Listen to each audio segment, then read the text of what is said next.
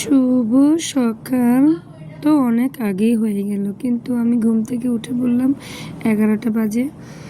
আজ শুক্রবার, সুন্দর একটা দিন, সুন্দর একটা সকাল।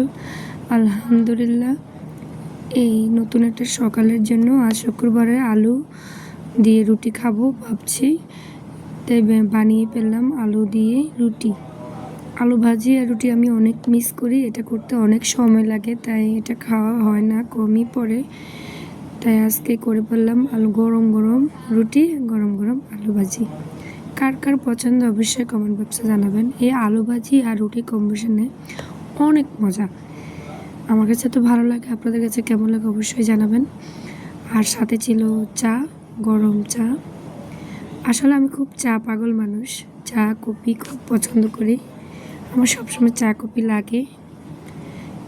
এ তো আমার চা, সুন্দর একটা কাপে আমি চা নিয়ে নিলাম। কাপটা কেমন আছে অবশ্যই জানাবেন। এই তো গরম গরম রুটির সাথে আলু ভাজি খেয়ে নিলাম। আর সাথে একটা ডিম সিদ্ধ ছিল, ডিম সিদ্ধটা আমি আগেই খেয়ে ফেলেছি। তো সকালবেলা রুটি, আলু ভাজি, ডিম সিদ্ধ আর চা দিয়ে শুরু করলাম। আলহামদুলিল্লাহ। যাক, শুক্রবারের দিনটা সবার ভালো কাটুক, ছুটির দিন।